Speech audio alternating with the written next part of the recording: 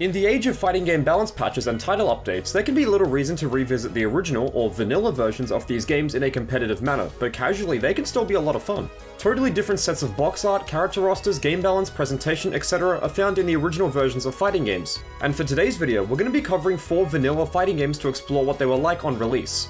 Street Fighter 4, Marvel vs. Capcom 3, Tekken 5, and Mortal Kombat 3 are all on the chopping block for today, and I picked these games for a few reasons. Firstly, they're easy games to capture footage for. Secondly, they have a lot of interesting differences to their updated versions. And finally, they each have updated revisions that make them competitively irrelevant. While fighting games nowadays have extended lifespans that are kept active through new content being released over time, these games didn't have any of that, simply because patch culture and online updates weren't as big as they are nowadays. Anyway, I think you get the point by now, so let's begin by jumping into our first game.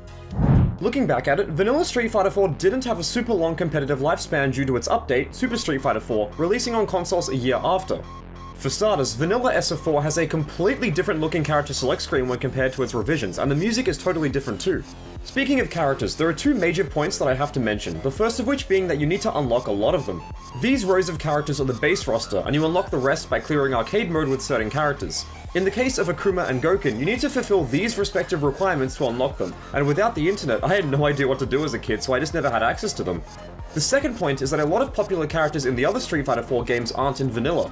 Evil Ryu, Elena, Yoon, Yuri, Poison, Cody, Ibuki, etc. are all missing here, and not having a lot of Street Fighter 3 characters feels a bit weird when you go back to vanilla.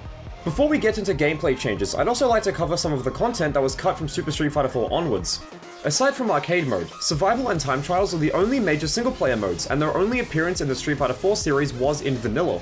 These modes are about what you'd expect at first glance, but the game will give you different buffs and debuffs to spice things up a little. These modes can get a bit repetitive over time, but if you play them every now and then in short bursts, they're pretty fun. Next up is the gallery, and I'm so upset that this was removed from future revisions. We can see videos and concept art here, including designs for stages and characters. Everybody knows about the scrapped King Cobra design that got turned into Rufus, so seeing this concept art in an actual Street Fighter game is really cool. You have to unlock a lot of the content here by playing arcade mode and playing online, and when I was a kid, I made it my mission to unlock as much of the gallery as I could. I love seeing early concept art for games within the game itself, and as I love Street Fighter 4, this is an amazing combination for me. Another removed aspect that I never hear anyone talk about anymore is how online rewards worked. You get these medals for completing certain tasks in online matches, and the more medals you have, the more titles and icons you update for your profile. Vanilla SF4 still has the player point and battle point systems from its updates, but as far as I can tell, the medal system was removed entirely from these games. There are also achievements tied to this medal system, so if you want them all, you're gonna have to play a lot of online matches, and to do so, you'll need to learn some combos, so head on over to the combo trial mode. Unlike the future revision set of 24 trials for each character, vanilla Street Fighter 4 has 2 sets of trials for each character, and they're split up into normal and hard difficulties. The normal difficulty starts off with special moves, supers, ultras, etc., and then they start to introduce some basic combos, whereas the hard ones throw you immediately into the deep end with advanced combos that often require one-frame links, so they're really hard to do. Aside from the modes, the overall presentation of the game when you're in a match is the same as the other versions, but when you're outside of a match, the menus are completely different. Okay, moving on to the most important part now, let's talk about the gameplay. The Street Fighter 4 basics are the same here, although mechanics like Ultra 2 and Red Focus don't exist, so if you're playing a character with a bad Ultra, like Vega for example, you have no choice but to just deal with it, I guess. The game's overall balance is different too. Everyone and their dog knows that vanilla Seth, Akuma, and Sagat are super strong, especially this guy. He hits like a truck, has amazing range, and has fantastic combat potential. There's really no downside to picking Sagat in this game, and you saw a lot of him when this game was being played competitively. There are too many overall balance changes for me to list in this video, but what I will say is that every single character received changes to their frame data, damage, stun, and health values in future revisions. An example is how in vanilla, you can use Ryu and Ken's heavy air Tatsu to instantly escape the corner and go back to neutral, but this can't be done in Ultra Street Fighter 4 for example. Also, Zangief's amazing combo route of using EX Green Hand into Red Focus isn't present here, and with these mechanics gone, it means that certain characters have less opportunities to confirm into big damage when compared to their updated counterparts. Overall, I don't think vanilla was like ridiculously broken or anything like that, and while Sagat and Akuma are beasts, other characters would often be seen competitively. Ryu vs Balrog was the grand final for this game's very first EVO, so overall, at lower to intermediate levels at least, it's a pretty balanced game. I'm always going to be biased because vanilla Street Fighter 4 was the very first fighting game I ever owned, but even looking back on it objectively as a fighting game fan who's no longer a kid in the present time, I still really enjoyed this game a lot. And speaking of games that I really enjoy, much like vanilla Street Fighter 4, Marvel vs. Capcom 3 Fate of Two Worlds also didn't have a very long competitive life, only having one EVO a few months after launch in 2011. Aside from the graphics and the music, pretty much everything about this game was redone for Ultimate. The character roster, game balance, presentation, content, artwork, etc. was all changed for that game, so going back to vanilla Marvel 3 specifically is very nostalgic for me.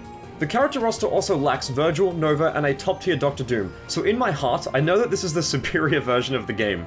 Okay, jokes aside, I've heard many people say that the presentation was a lot cooler in this version, with the windscreen being the prime example. While I love the one in Ultimate, this windscreen is sick, and the music makes it even better. Mine will grow back.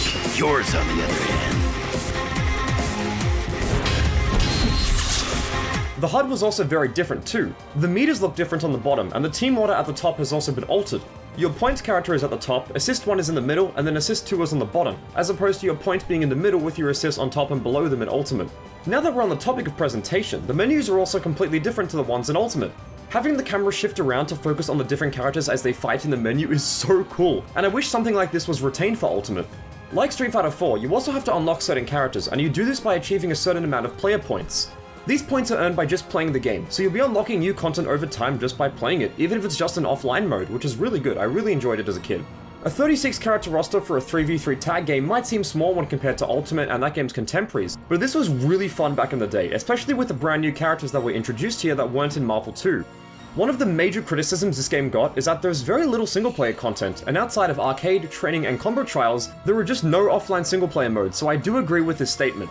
Combo trials is also a mode I'd like to touch on, because even though the format of giving every character 10 trials is exactly how it is in Ultimate, the trials themselves are completely different here. Due to the ocean's worth of balance changes between Vanilla and Ultimate, most of the Vanilla trials are completely different, and they're also way easier. None of the trials in Vanilla are what I'd consider to be quote-unquote hard, and they took me much less time to complete than I thought. Moving on to the gameplay now, Marvel 3 was the first game in the series to receive online balance patches, but for this video I'm running the 1.0 launch version of the game. The undisputed top tiers of this game were, in no particular order, Wesker, Dante, Sentinel, and Phoenix, and yeah, these guys are nuts. While all 4 of them are good in Ultimate, they're ridiculously strong here, doing more damage and building more meter. Even my guy Wolverine is better, as his Swiss cheese move is gone, thank god, and his Berserker Slash has more invincibility, allowing him to simply go through projectiles sometimes. X-Factor was also very different, with level 1 X-Factor being much stronger for example. It was a common strategy to get a hit, pop X-Factor, kill the point character, do an incoming mix-up, and then kill the second character. All of this requires very little meter and time, so X-Factor 1 turned characters who were already good into death machines. Other characters who are strong yet still weaker in Vanilla when compared to Ultimate, like Hagar for example, lacked certain move properties that can ruin their combos. You know how in Ultimate his down heavy is no TG? Well, not in Vanilla, so if you put them into a hard knockdown state and you want to continue the combo solo, there's nothing you can do, so I hope you have an assist. Speaking of assists, it's arguable, but a claim saying that Wesker's Samurai Edge is the most useful assist in the game could be made. At first glance, it's just a simple OTG that allows for some combo extensions, but as many characters in this game lack solo OTG combo routes, pairing them with Wesker immediately gave them access to devastating combos, as well as mix-ups.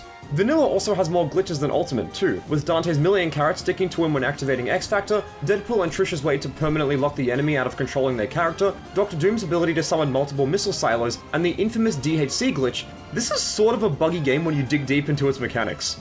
Although I'd have to commit so many crimes and be placed on an international watch list in order to get Vanilla Wolverine back, I'm still really happy with Ultimate Marvel 3, but I do miss Vanilla a bit to be honest. This game was so damn cool when I was a kid and I just couldn't get enough of it. I played it every single day, and hell, even now in 2024 as I'm recording this video, I still play this game every now and then in arcade mode for fun, so it's aged pretty well in my opinion. And speaking of things that have aged well, okay, look, in terms of balance, yeah, this game may not have aged the best, but in most aspects, it's arguably still the best Tekken game.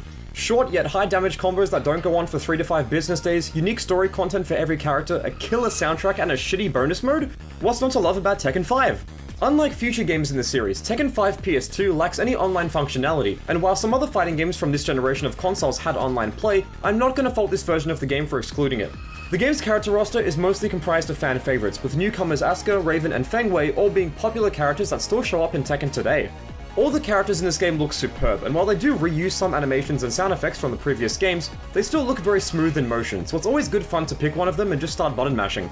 In terms of content, there's also a lot to like if you're a single player like me. Story mode lets you experience each character's unique story arc, and although I vastly prefer the ones found in Tekken 4 for their darker, more serious, grounded tone, the ones here are still pretty enjoyable.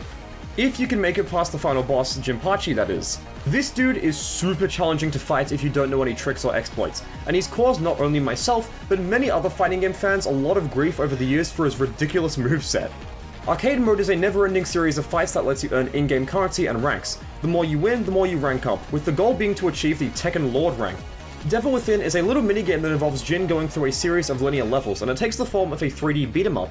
Honestly, I don't really like this mode that much due to the weird control scheme and the lackluster camera, so it's more frustrating than fun in my opinion, but it's still okay to be here. If you want another game to play but you're too lazy to get up and take the disc out of the PS2 like me, you can also play Tekken 1, 2, 3, and Starblade, an on-rail shooter. The inclusion of 4 extra games onto the Tekken 5 disc is so cool, and I wish more games had stuff like this. It's really entertaining. I remember playing Tekken 2 and 3 on actual PS2 hardware when I was younger, and as I don't own PS1 copies of these games, having access to them via Tekken 5 was so awesome. Survival and Time Attack are also here, but they're pretty standard, so there's not much to go over here. The final single-player mode is customization, and this is the first Tekken game to include such a mode. By earning currency from arcade mode, you can use it to purchase cosmetic items to personalize your character. Whether you want to make something cool, silly, or something somewhere in between, the customization in this game will let you do just that, as there's a lot of different items to buy. The final modes in the game are Versus Mode, where you can fight against another person, and Team Battle. Team Battle was sadly removed from the series after Tekken Tag 2's release, and I don't know why they got rid of it, because it's super fun. Having team battles with a bunch of different characters lets so many people get the opportunity to play the game with only 2 characters, and it can also be fun when played in single player against the AI. Now that the content's out of the way, let's analyze the gameplay for a bit. Now, as a disclaimer, if you've seen my other videos you'll know this, but I suck at 3D fighting games hard, so you won't be getting any super complex, big-brain Korean citizen tech here. For starters, the basic 4-button layout returns, so you have 2 punches and 2 kicks. There's no combo extender tool like bounds or screws or tornadoes or whatever, so most combos follow the format of a launcher or counter hit into a string that either gives you wall carry, oki, or just flat out big damage. In my opinion, this game has an impeccable sense of pacing in a match, as even when you take big damage, you don't have to wait for very long before you can play again, providing players with more meaningful interactions when in neutral. I've heard people say that for Tekken 5, the power levels of almost every single character were increased for a more explosive, entertaining game, and I think that Tekken 5's inclusion of this philosophy is mostly well done. Lower to intermediate level players aren't going to be able to do crazy movement tech into Touch of Death infinite combos, so these only take place at high level play, and even then, it's considerably more refined than Tekken 4, what with that game's infinite wall splat combos. Overall, this game has a pretty good balance system, and players of all skill levels can have lots of fun with their favorite characters, even if they don't know how to play them properly and just resort to button mashing. If you don't have access to Tekken 5 Dark Resurrection and you just play vanilla Tekken 5, it's still a very good version of the game to play. Now, let's move on to a game that a lot of people didn't enjoy when it came out. While its update Ultimate Mortal Kombat 3 is still being played competitively in some parts of the world through Fightcade and just other forms of emulation, the original Mortal Kombat 3 has essentially been forgotten in this regard. Vanilla MK3 tried the Street Fighter 3 method of having some new characters that were meant to replace the older ones, as Scorpion, Kitana, Melina, Raiden, and Reptile are all missing from this game. The new characters introduced here though are really cool, with Cabal being my favorite. He's broken in pretty much every game he's in, and his debut game is also no exception. Some of the other newcomers include Cyrax, Sector, Striker, Sindel, and Nightwolf, so this game did give us some all-time classic MK characters, which is awesome. However, the changes to the character roster weren't appreciated by many people when this game first released, as many Mortal Kombat fans wanted their beloved OG characters back, and can you blame them? You can find many reviews from the 90s criticizing not only the lack of characters like Scorpion or Kitana, but also the inclusion of the new combo system. Next Generation magazine negatively compared the dialer combo system to the one found in Killer Instinct, and while I don't personally mind MK3's dialer combos, I understand the reviewers' gripes. Next Generation also stated that MK3 failed to innovate and deliver a brand new experience, and that as a result, it wasn't fresh or interesting. The game's reception did improve a lot when Ultimate MK3 came out, but Vanilla specifically was kind of trashed a little bit by reviewers back in the day. Moving on, as this is an arcade game, there aren't a whole lot of modes for me to go over aside from the arcade ladders and the multiplayer, so we'll jump straight into the gameplay. MK3 has 6 buttons, with 4 attacks, block, and run. This run feature is brand new, and it drains the green bar below your life bar when it's performed. This allows you to use a more aggressive playstyle if you want to rush the enemy down and go on the offense, and it can also lead to really big damage when things work out. Another new addition to MK's formula is the previously mentioned dialer combo. These are a bunch of really fast normals that you can string together when up close, and some of them even launch the opponent for follow-up attacks. Yet another new addition to the series introduced in MK3 are Animalities, and these are the game's brand new finishing moves. If you take out an enemy, you use Mercy to give them another chance, take them out again, and then input a super secret code, you can perform one of these techniques, and I can imagine these being quite shocking in the 90s. Seeing your character turn into an animal for their finishing move would have been mind-blowing, and as Mortal Kombat has always had lots of secrets and rumors associated with it, I wouldn't be surprised if some people thought this mechanic was fake at first. If you couldn't tell by now, Mortal Kombat 3 introduced a lot of new mechanics to the series, and while they weren't received very well on launch, mechanics like the run feature have received a positive reception in retrospect, with this mechanic even returning in Mortal Kombat X. Before we wrap up, I'd also like to mention that Mortal Kombat 3 has a very different tone and, I suppose you could say, presentation style almost to its older brothers. Mortal Kombat 1 and 2 feel heavily inspired by Asian martial arts and their motifs, but Mortal Kombat 3 doesn't have much, if any of this. It feels more realistic, with many stages taking place in locations that could actually exist in the real world, and it just feels a bit heavier overall if that makes sense.